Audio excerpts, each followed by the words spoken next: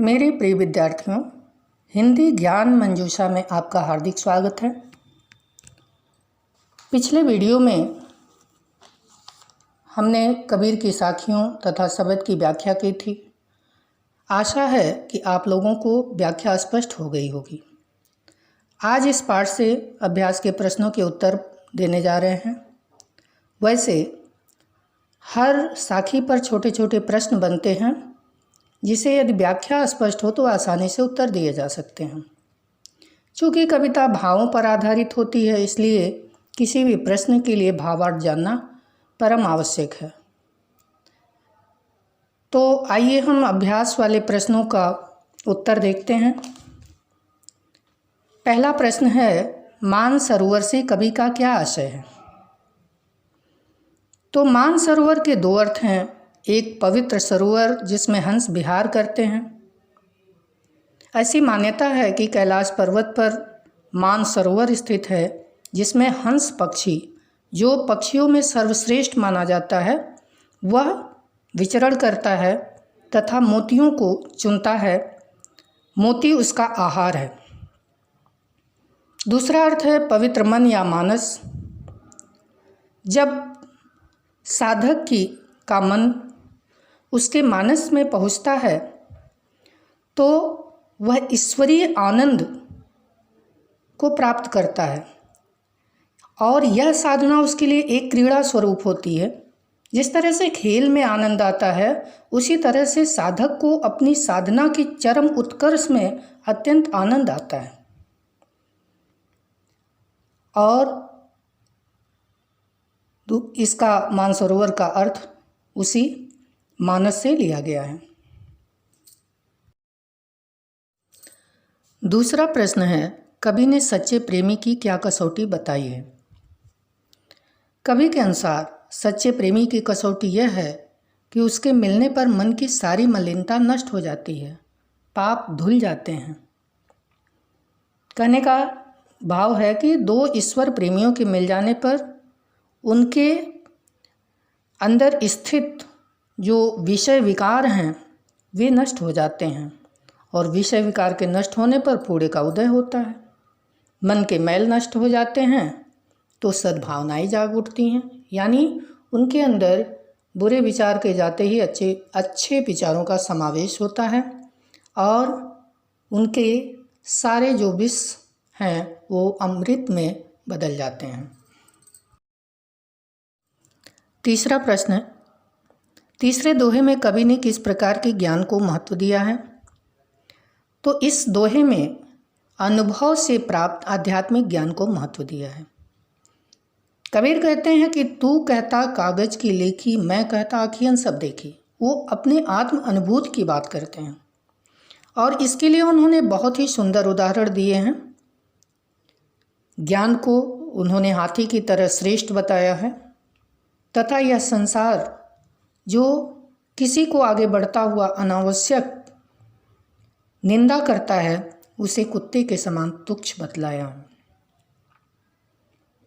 अगला प्रश्न है, इस संसार में सच्चा संत कौन है? कबीर के अनुसार सच्चा संत वह है जो सांप्रदायिक भेदभाव, तर्क वितर्क और बैर विरोध के झगड़े में न पड़कर निश्चल भाव से प्रभु की भक्ति में लीन रहता है। मनुष्य जब सांप्रदायिक भेदभाव, तर्क वितर्क में पड़ता है तो वह वास्तविक ज्ञान से परे हो जाता है। क्योंकि सारे मनुष्य उस परम पिता परमेश्वर की ही संतानें हैं, इसलिए सांप्रदायिक भेदभाव से ऊपर उठकर मानवता के भाव लेकर के जब व्यक्ति आचरण करता है तो संत कहलाता है। अंतिम दो दोहों के माध्यम से कबीर ने किस तरह की संकीर्णताओं की ओर संकेत किया है?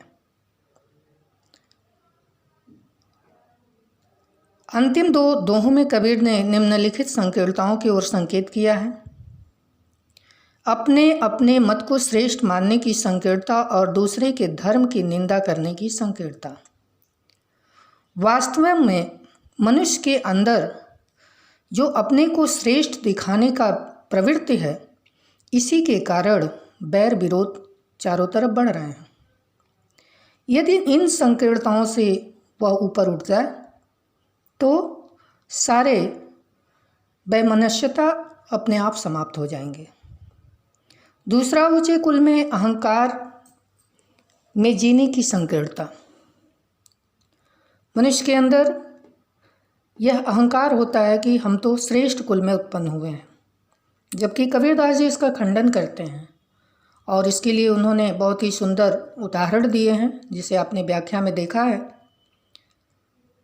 कुल में या पात्र में बुरी चीज़ें अच्छी नहीं हो जाती। यदि पात्र के साथ उसकी पात्रता भी है तभी वह श्रेष्ठ कहलाने योग्य होता है। मतलब यह है कि अच्छे कुल में होने के बाद भी उसके कार्य अच्छे होने चाहिए। और इतिहास गवाह है कि तमाम लोग छोटे कुल में उत्पन्न होकर के भी संत पद को प्राप्त किए हैं। अगला प्रश्न है, किसी भी व्यक्ति की पहचान उसके कुल से होती है या उसके कर्मों से? तर्क सहित उत्तर दीजिए। किसी भी व्यक्ति की पहचान उसके कर्मों से होती है, न कि कुल से। आज तक हजारों राजा पैदा हुए, मर गए, परंतु लोग जिन्हें जानते हैं वे हैं राम, कृष्ण, बुद्ध, महावीर एवं कबीर, दादू, रैदास।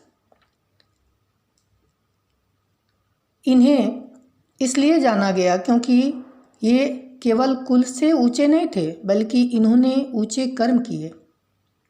इसके विपरीत कबीर, सूर, तुलसी बहुत सामान्य घरों से थे। इन्हें बचपन में ठोकरें भी खानी पड़ी, परंतु फिर भी वे अपने श्रेष्ठ कर्मों के आधार पर संसार भर में प्रसिद्ध हो गए।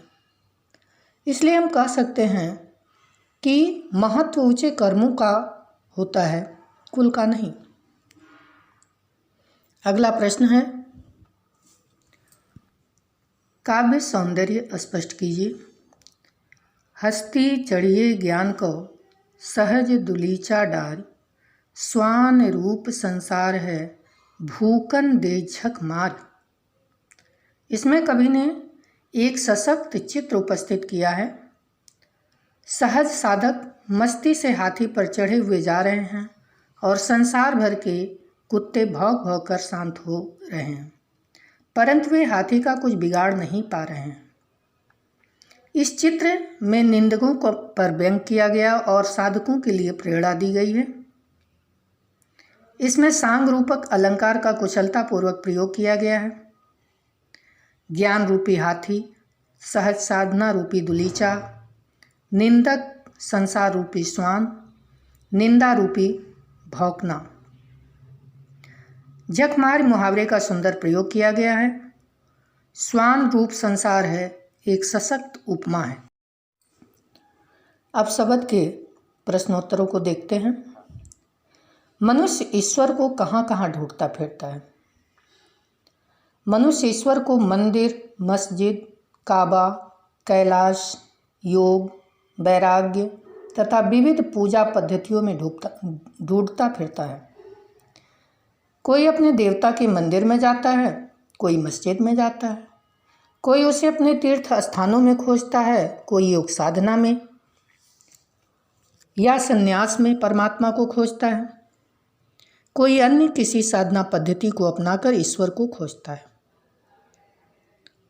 सभी लोग अपने अपने स्तर से ईश्वर की तलाश करते हैं, जबकि ईश्वर हर कण में, हर क्षण में व्याप्त है। सच्चे मन से ही ईश्वर को पाया जा सकता है। इसे किसी बाह्य आडंबर या बाह्य तीर्थस्थान या पूजा स्थल में नहीं पाया जा सकता। अगला प्रश्न है, कबीर ने ईश्वर प्राप्ति के लिए किन प्रचलित विश्वासों का खंडन किया है? कबीर ने ईश्वर प्राप्ति के प्रचलित विश्वासों का खंडन किया है। उनके अनुसार ईश्वर न मंदिर में है, न मस्जिद में, न काबा में है, न कैलाश, किसी भी तीर्थ में उसे नहीं पाया जा सकता। वह किसी कर्मकांड में भी नहीं मिलता। न ही किसी योग साधना में, न वैराग्य बनने में। घर छोड़कर भाग जाने से भी ईश्वर प्राप्त नहीं होता। ये सब ऊपरी दिखावे हैं, ये ढोंग है, इसमें मन लगाना व्यर्थ है। कबीर ने ईश्वर को सब श्वासों में श्वास क्यों कहा है? कबीर के अनुसार ईश्वर घट घट में व्याप्त है, वह सांस सांस में समाया हुआ है, वह हर प्राणी के मन में विराजमान है। अगला प्रश्न है, कबीर ने ज्ञान के आगमन की तुलना सामान्य हवा से न कर आंधी से क्यों की? उत्तर देखें। कबीर के अनुसार जब प्रभु ज्ञान का आवेश होता है तो उसका प्रभाव चमत्कारी होता है, उससे पूरी जीवन शैली बदल जाती है, सांसारिक बंधन पूरी तरह कट जाते हैं। यह परिवर्तन धीरे धीरे नहीं होता, बल्कि एकाएक और पूरे वेग से होता है। इसलिए इसकी तुलना सामान्य हवा से न करके आंधी से ही की गई है। सामान्य हवा में किसी भी परिवर्तन की क्षमता नहीं होती, जबकि आंधी जब पूरे वेग के साथ आती है तो अपने साथ बहुत सी चीज़ों को उड़ा देने की क्षमता रखती है। और जब तक वस्तुएं नष्ट नहीं होंगी तब तक हम नई चीज़ों की स्थापना नहीं कर पाएंगे। कहने का भाव यह है कि यदि हमारे अंदर विकार स्थित हैं तो हम ईश्वर के ज्ञान को प्राप्त नहीं कर सकते। इसीलिए कबीर ने साधारण वायु की बात न करके आंधी की बात की।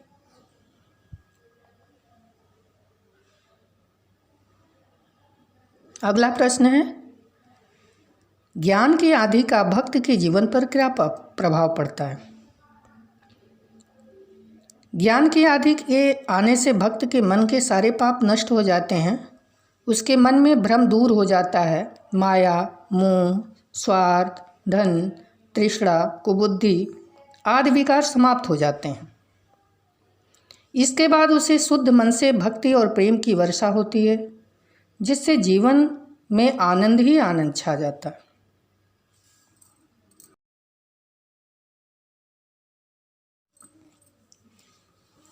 भाव स्पष्ट कीजिए। हित चित्त की द्वयथुनी गिरानी, मोह बलिंडा टूटा। इसका भाव है कि ईश्वरीय ज्ञान के आने पर स्वार्थ चिंतन समाप्त हो जाती है, सांसारिक मोह माया नष्ट हो गया। आंधी पीछे जो जल बूढ़ा, प्रेम हरिजन भीना। इसका भाव यह है कि ईश्वरीय ज्ञान के हो जाने के बाद प्रभु प्रेम के आनंद की वर्षा हुई। उस आनंद से भक्त का हृदय पूरी तरह सराबोर हो गया।